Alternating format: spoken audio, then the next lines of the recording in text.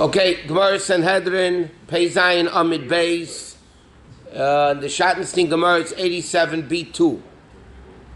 So, where is it about? Yeah. No, I mean, yeah. Okay. Okay, the Bryce was discussing a number of things that make a Zokin Mamre, this rebellious sage, and according to Rabbi, it's only if things of Chayiv Kares. So the Bryce said a whole bunch of things, Ben Dom Ledom, Ben Din Ledin, Ben Nega Lenega, and the Gemara said to go explain it according to Rabbi how these things apply to the Din of Kares. So up to now, Ben Din Ledin, between one Din and another Din. So what does it mean? The Bryce said, Ben Dine Maminis and Dine Nefashis and Dine Makas. The difference between capital punishment, Malkus, monetary issues. So the Gemara asks, how does that get to the Isser of Kares? So it says like this. What does Dine Maminis mean? Monetary. Where do you have Kares? By monetary disputes. So he says that's the argument of Shmuel and Rabbi, which we learned in a different Gemara, by the way. Dama Shmuel, earlier in Sanhedrin. Shinaim shedonu dinehem din. Ela shenikroim beis din chotzov. Normally we learned before in the Gemara, a bezdin needs to be 3 people. So now Shmuel says a din. What happens if 2 people paskin the bezdin? 2 people were bezdin. So it's a proper din, but they call it a chutzpedika bezdin. Because they really need 3. Everybody says the din is not a din. Okay? Now, how does this get to Kares? These are weird cases coming up. So the Mefarshim explain, how does this get to Kares? The argument was 2 people is a good bezdin, or 3 people is only 3 people is a good bezdin. What happened? 2 people made a ruling in monetary issues. Yeah? And they ruled that this guy owes this guy money. 2 people bezdin, right? Ruled this guy owes somebody money. Which according to Rabbi is not legal because it's not a bezdin of 3. Now the guy took the money he got illegally because of the mistake in bezdin, and he did kedushin with a woman. So if the money is his, the kedushin is valid. If the money is not his, the kedushin is not valid. Then if somebody commits adultery with that woman, so now it's Kares. But that's not the only money he has, you could say. I understand, but he takes that money and does the kedushin. So again, here you have a case, even though it seems, what does that have to do with Kares? The argument is 2 people rule a din, is it good or not? And then Shmuel says it's good, and Rabbi says it's not good. So now the bezdin of 2 ruled. The guy takes the money and does kedushin with a woman with it. So that's where you have a case of Kares. The same question arises if he steals the money and does kedushin with it, no? Yeah, but the question is basically over there if he acquired the money or not. If the guy had Yilush, the guy gave up hope, there was change of possession. Okay.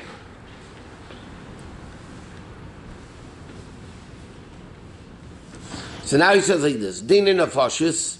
What's the case of din in nefashis, which applies to a din of Kares? He says that's the plukta of Rabbi and Rabbanan. The Tanya says in the Brisa like this. Rabbi Aimer, we learned this in these psukim in yesterday's parsha. It says like this. V'nosata nefesh tachas nefesh. You give a soul for a soul. Okay? That means if somebody kills somebody, right? So now it says like this. What does it mean? Dina mominus. Well, basically what happens like this. 2 men were fighting. They wanted to kill each other. An innocent woman, bystander, came by and was accidentally killed with them. So Torah says, "V'nosata nefesh tachas nefesh." So the Gemara learns halacha meshum Sinai. It can't mean, well, that's the argument here. One opinion says it can't mean killing. He killed the guy because he did it accidentally. He wanted to kill somebody else, and he killed 2 people who were fighting. Wanted to kill each other, and by mistake, a woman gets in the way, and they killed the woman. So it says like this: Rabbi Aimer v'nosata nefesh tachas nefesh means money. I mean, you don't kill him; he has to pay money for the damages he did to the woman. So he says, and you say it means money. Maybe it means taka, you killed the guy. The Torah says, nefesh tachas nefesh. It's soul for soul. So it says, Nema l'mayla early on in the top pasuk, the Torah says nesina, giving, and that is by the case of where a woman was not killed, but she had a miscarriage because of it. There's a few cases in the Chumash, Mishpatim. Okay, one case is two men are fighting, and all of a sudden a pregnant woman cuts into the way, and they cause a miscarriage. Another case is they actually killed a woman. Okay? So Rabbi says, by miscarriage for sure it means money. It can't mean get killed, because if you kill a nafel, a fetus, before it's born, you don't get misa. In other words, like this, we learned this before. This way, a guy could get killed. But by a Jew, if a Jew kills a baby under 30 days old, living 30 days old, he can't get, even after birth, he can't get killed. Because the kid has no viability until 30 days. That's why you do a pidyon haben on the 31st day. Because you don't know for sure the kid's going to live. Why should the kohen get the money? Right? So therefore, over there for sure it can't mean killing, for causing the miscarriage. Over there it means money.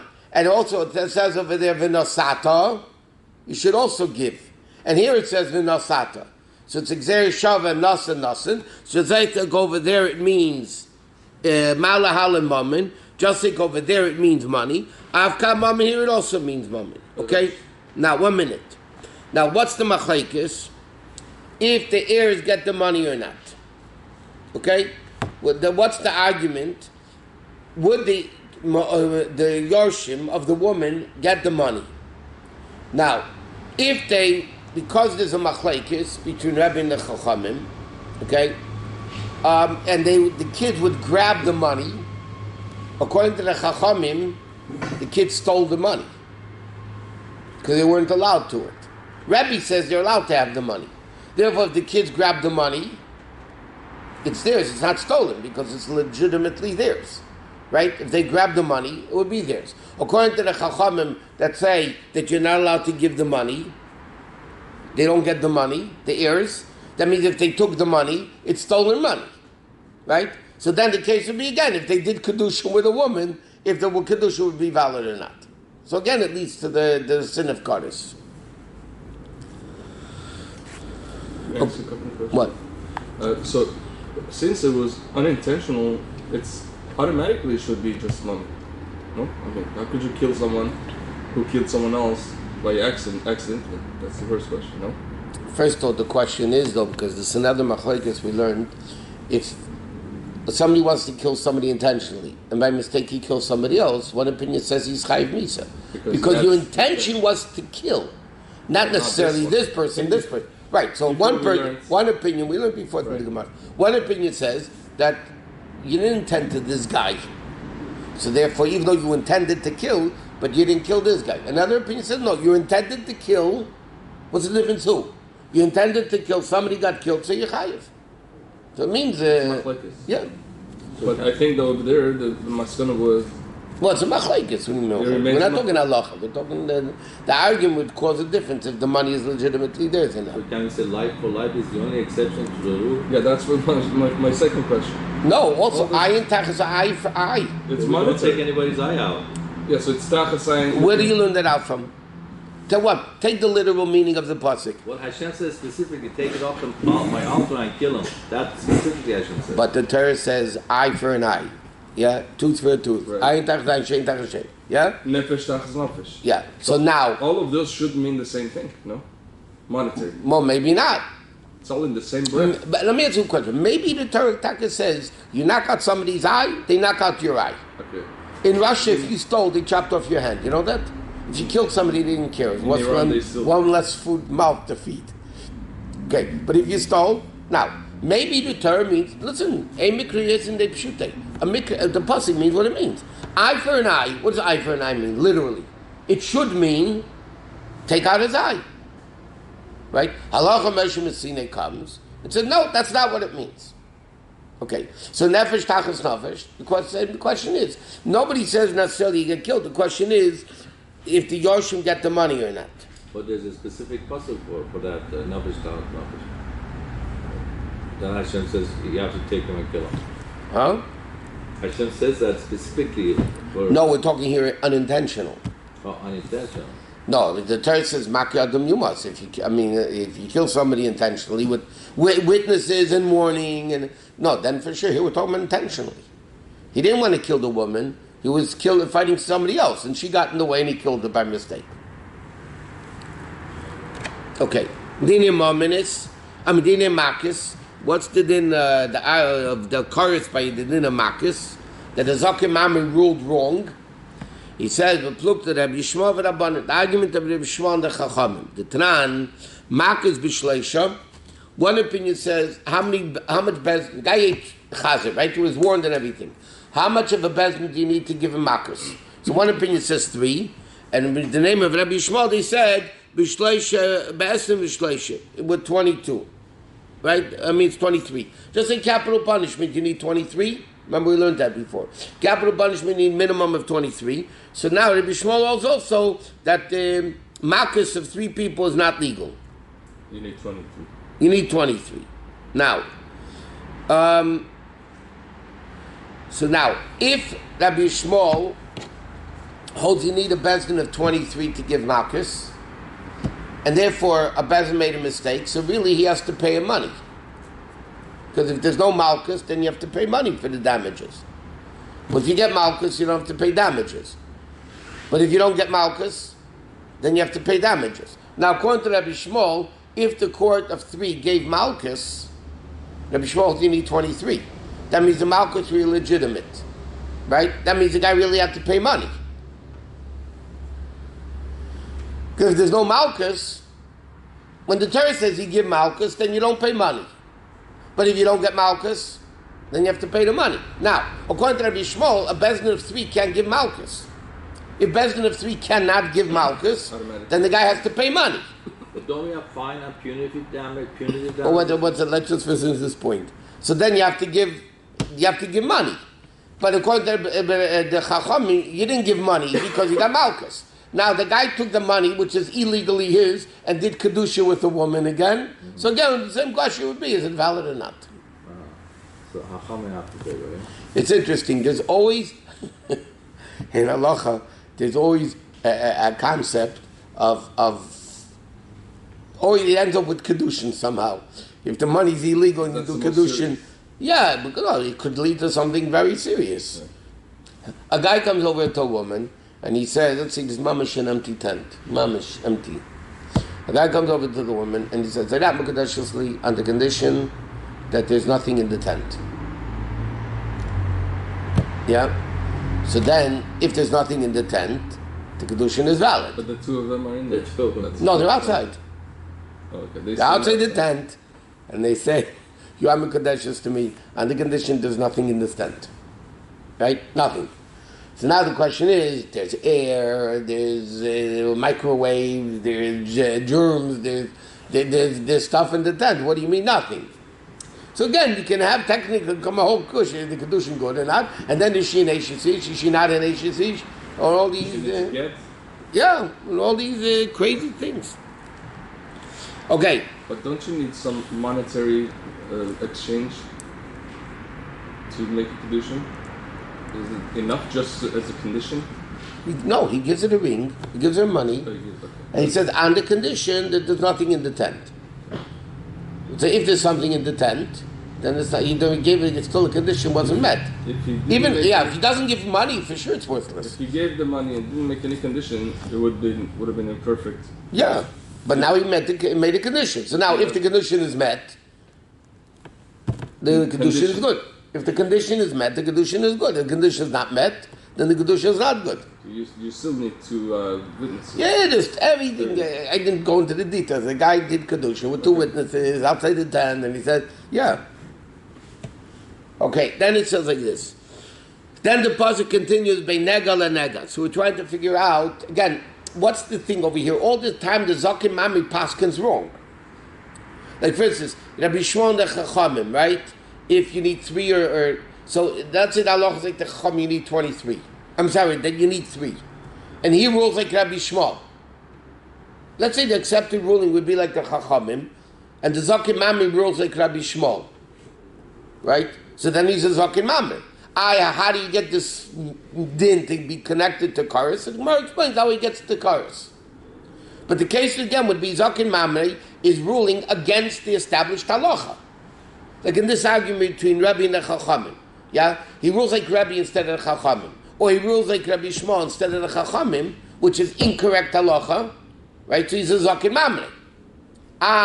What Rabbi Meir holds a Zakin Mamre is only a Zakin Mamre if it's a din that leads to kares. So the Gemara is explaining all these cases where it leads to kares. But what's the point over here? That the Zakin Mamre is ruling against what the accepted halacha is. And that's what makes him a Zakin Mamre.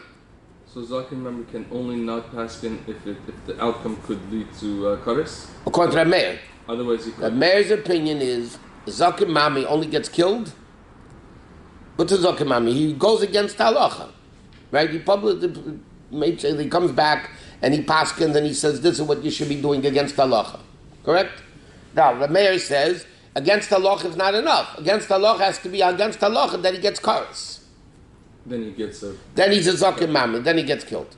But according to the mayor, let's say he paskins chazer is kosher. I mean, it's not a good example because it wouldn't be a Zakin Mamre, but just hypothetically. The Zakin Mamre says, you're allowed to eat chazer. It's not a Zakin Mamre because it can be an open din in pasuk. Okay, but let's say, forget that for a second. Just to give an example. He comes and rules you're allowed to eat chazer, and people did it because of him. Yeah. Well, if it would be a Zakin Mamre, according to the Chachamim, he would get killed. According to the Meir, he wouldn't get killed because there's no kares for eating chazer. Zakin Mamre means he goes against the ruling of the halacha. But the Meir says, what type of halacha does it have to be to become a Zakin Mamre? Has to go against halacha in an issue of kares. And all of that during the Beis Hamikdash, because there's no... Yeah, for sure. Even the second Beis Hamikdash, there wasn't... halfway through the second Beis Hamikdash, there's no capital punishment anymore. Okay, then it says like this, Bei negel and nega. What's negel and nega mean? It means like this. Bei nigay adam, nigay batim, nigay begadim. Whether it's leprosy on a person, on the houses, or on the clothing. You know, in the leprosy, there's leprosy in the houses, clothing, and person. It says, what's the case? Nigay adam, what case is it of Zakin Mamre by plagues of people, is the argument of Rabbi Yeshua and the Chachamim. What's the argument of Rabbi Yeshua and the Chachamim? The Tanan, in Beheres, Kadma L'Seir Alovin. If the Beheres, okay, now,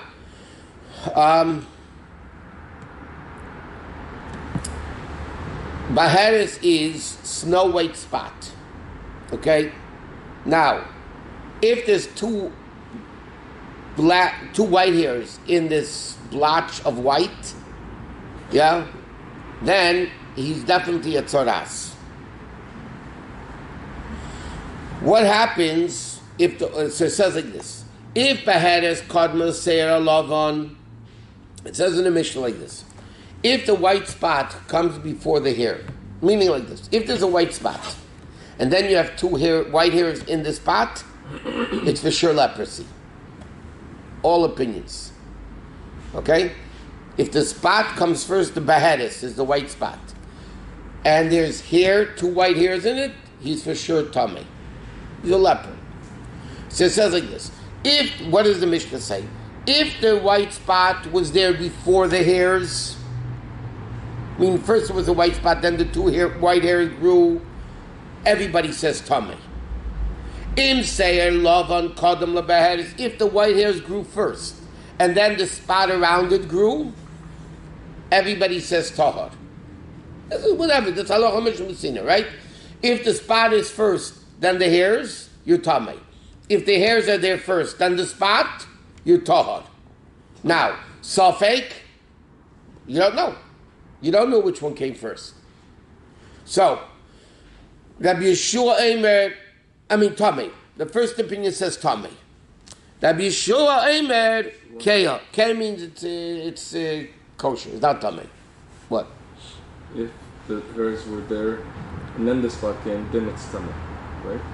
No. If the spot is first, then the hairs, it's tamei. No, then it's tamei. Spot first, then hairs, tamei. Hair first, then spot, tahor. What happens if you don't know? You look now and there's a spot with 2 hairs. You don't know which came first. So the Chum say Tameh. And Rabbi Yeshua says Tahor. Keah means it's faint. It means it's Tahor, right? And the Gemara says, my Keah. What does it mean, Keah? Amarava Keah Tahor. Means it's Tahor. So now, what happens? You got this, it's a very simple case. Spot first, then the hair is Tameh. Hair first, then the spot Tahor. What happens if we don't know which came first? So the Chacham say Tameh, Rabbi Yeshua says Tahor. Correct? Now, what happens if this guy goes into the Beis HaMikdash? A Tameh goes into the Beis HaMikdash, he gets kares. That's the Torah says. Tumasa Yolav, v'nichnas ha'nefesh she'im yamel. The Torah says if a guy's Tameh went into the Beis HaMikdash, he gets kares. Is there tshuva for that? Huh? Is there a tshuva for that? Or Well, kares he could do tshuva.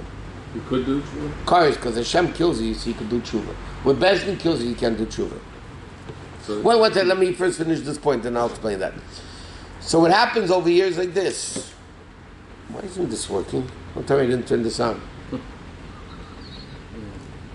we have this one. I know. And that one. Anyway, I didn't. It missed 25 minutes. Okay. Anyway, so it says like this. So, the halacha is like the chachamim, that the guy's tamei. Okay? What happens, though, if the guy ruled, the Zakin Mamre ruled like Rabbi Yeshua, that he's tahor. Yeah? That's what Rabbi Yeshua holds, he's tahor. The halacha is like the chachamim, that you're tamei. The Zakin Mamre comes and rules like Rabbi Yeshua, And he would be a member. that you're tahor. Then the guy goes into the Beis HaMikdash. So because the halacha is he's tamei, so he would get kares. So here's again, the Zakin Mamre made a ruling incorrect that the guy would get kares for. Now, B'chlal the din is like this. When Bezdin kills you, meaning a guy desecrated Shabbos openly, witnesses warned the whole spiel, right? So you get skila, tshuva doesn't help. Would he still die at 50 or 60? Skila. No, if it was kares and he did. One minute. That's good, skila. Bezdin kills you. Skila, sreiv, ahead, and chanek. One of those punishments. Bezdin paskin, you get killed. You can't do tshuva. Aveir of kares, eat chametz and Pesach, Yom Kippur, all the kares dinim. So over there, halacha says you could do tshuva. And then if you do tshuva, you won't get kares. So the Neighbor Yehuda explains, the Rabbi brings it down often. The Neighbor Yehuda explains why over here why can't tshuva help for Bezdin? Only for kares misa b'dei shemayim tshuva helps. Why not for Bezdin killing you? So he explains very simply. A Bezdin can only go by what they see. Ein l'dayin ela masha ein avrayos. A dayan can only go by what he sees. Through the testimony of the witnesses, they saw that you committed the crime. It's like the Bezdin saw, right? Now, did you do tshuva or not? You can have a good, it's leaking in. Just It's you can have a great actor that can cry tshuva, and inside he's laughing at the whole thing. So now, Bezdin saw the crime. Whether the guy did tshuva or not, Bezdin doesn't know. Right? That's a suffix. So therefore, Bezdin would kill him. By kares, when Hashem kills you, Hashem knows if you did tshuva or not. It's a very simple, logical explanation. By kares, it's Hashem killing you. Hashem knows if you did tshuva. If you did tshuva, you're going to get killed. In other words, you're not going to get killed. In other words, by Bezdin, ideally it would also help. But Bezdin doesn't know if you did tshuva. You can cry and act and fake and this, but that doesn't mean you did tshuva. stupid question. What? So, if the Zaken Mamre went according to Rabbi Shmuel, who's the minority, even though Rabbi Shmuel was the Tana, he's still a Zaken Mamre because that's not halacha. The halacha is like the Chachamim, that it's Tameh. That's the whole thing over here in the Gemara. The Zaken Mamre, the Zaken Mamre is ruling against the halacha. And Rameir comes along and says, Zaki Mamri, not the Chacham. The Rameir says, and this is what the whole Gemara that we're learning the last few weeks is explaining this Braisa, according to Rameir, how you have a case of Karis. And the pasuk says though, Bein Dam LaDam, Bein Din LaDin, Bein Nega LaNega, and seemingly it's all cases of not Karis. So each case, the Gemara is learning how it comes to the din of Karis, whether the money is stolen and not Kedushin is valid or not, or is the guy Tameh, he's not Tameh going into the base of Mikdash, and the Gemara is not done. Even if Rabbi Shmuel goes according to his own halacha, he's a Zaken Mamre. Don't you say that there's a concept of kinley in the base din versus that I want to go with the lesser opinion? So why can't kinley, like a person said that the halacha in a base din, they say, I want to go with the lesser opinion in halacha. No, you can't. Where do you get that from?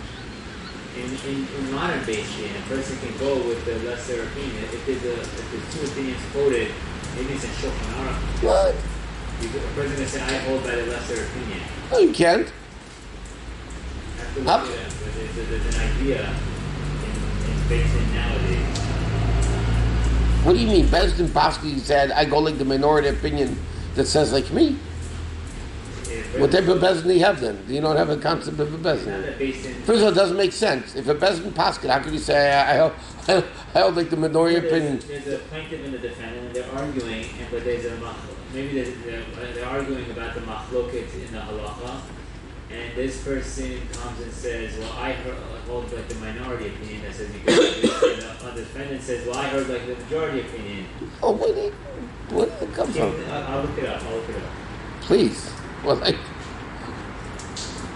So how you become lenient in certain cases? Bezdin could become lenient if the majority is lenient. Like Beis Hillel and Beis Shammai. Beis Hillel was lenient, and they had the majority, so the halacha was lenient. But you can't rule against the Bezdin. Once the Bezdin rules something, you can't say, I don't... On the contrary, when a Bezdin rules something, even in capital punishment, but even in monetary law, it's not like the Supreme Court over here, that everybody, there's a 5-4 decision, the 4 will say what their decision is this way, and the 5, right? In Torah law, that doesn't work. If you have a Bezdin of 3, or 23, or whatever, once Bezdin rules, all 3 have that opinion. No, and a guy is not out. Let's see, there's a din Torah, yeah? You 3 are ruling a Bezdin of me with somebody else. And then I lose, yeah? And you come to me and say, I want you to know I really ruled like you, but that was outnumbered.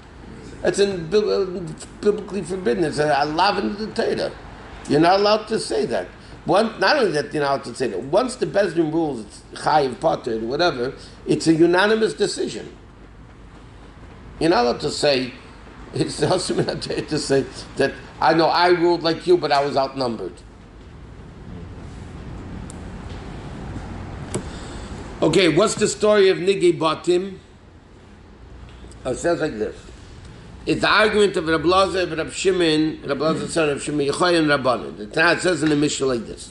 Rabbi Lazar, Rabbi Shimon, Eimer, Le'elam ein abayis Tomei. House doesn't become Tomei from leprosy. You need to see 2 gris. A gris, by the way, in America it's like the size of a dime, yeah, and 2 stones.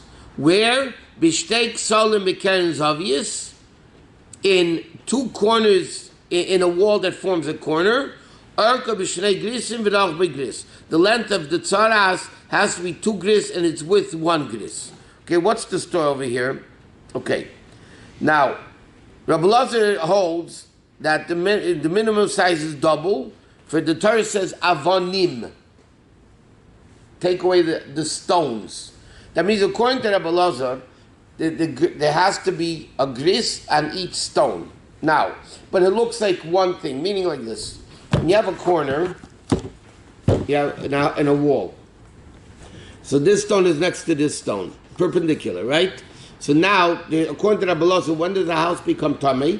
When there's a gris on this side and a gris on this side, the width. Yeah, so it's really on 2 stones, but it looks like one stone because they're connected to each other. So then he says like this: the width is 2 gris, a gris this way, a gris this way, but the height is the same on both. So it's only a height of a gris. So Rabbi Elazar ben Reb Shimon says the only time a house could become tamei if there's 2 gris and 2 walls that look like one, which means a perpendicular wall. That's the only time a house could become tamei according to Rabbi Elazar ben Reb Shimon. Or bigger, gris or bigger. Yeah, it means at least. 2 gris square, 2 gris square, gris and gris, and less than gris. This is a gris and this is a gris. So now in the width you have 2 gris, but in the height One gris. you only have 1 gris. No good. No, that's the only or more. But this is the minimal case when a house could become tamei. Okay, so now he says like this. The Gemara says, "My time at Rabbi Elazar ben Reb Shimon." Why did the Gemara just explain? Why does he hold that? Because it says kir, okay, wall, and the other one says kirais, plural. One says singular and one pasuk says plural. Where do you have a case of a singular wall that's like a double wall that's only in the corner?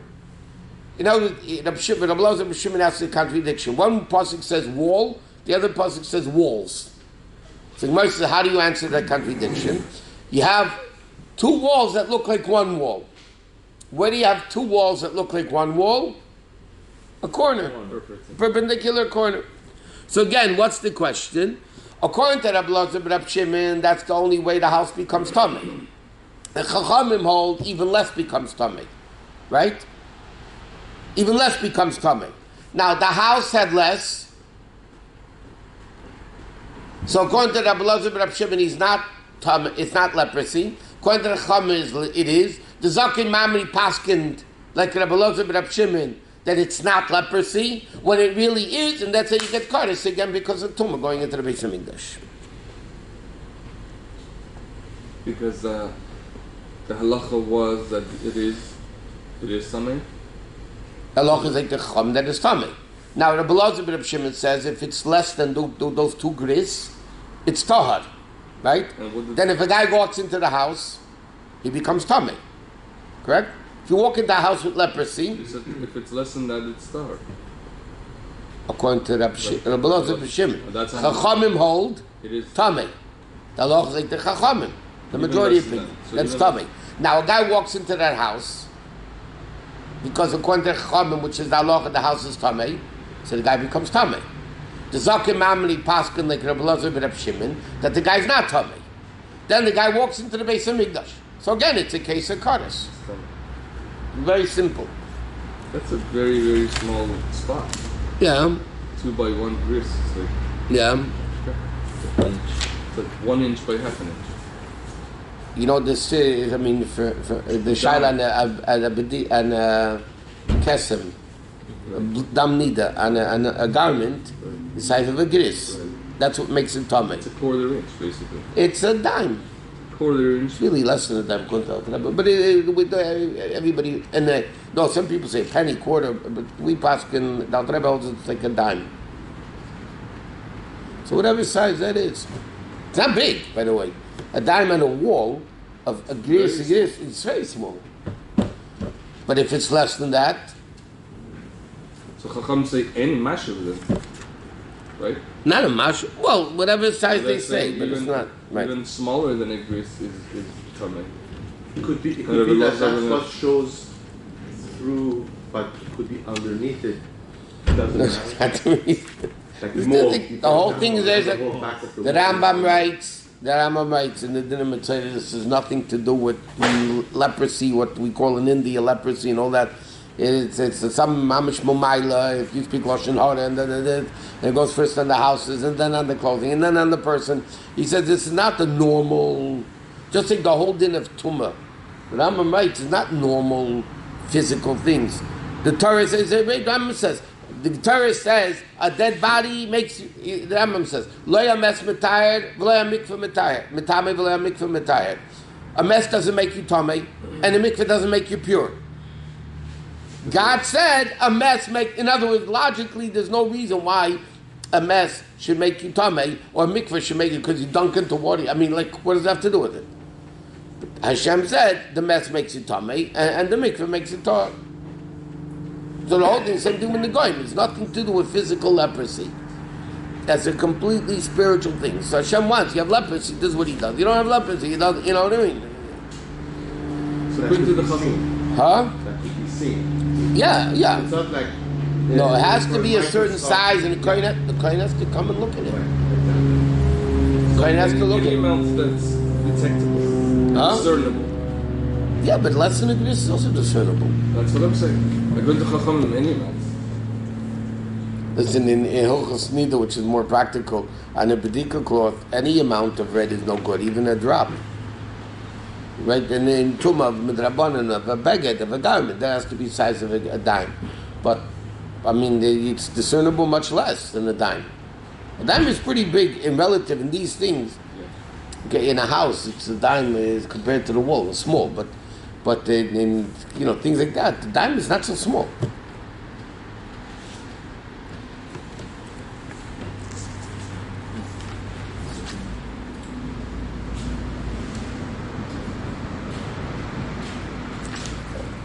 Okay, that's really good.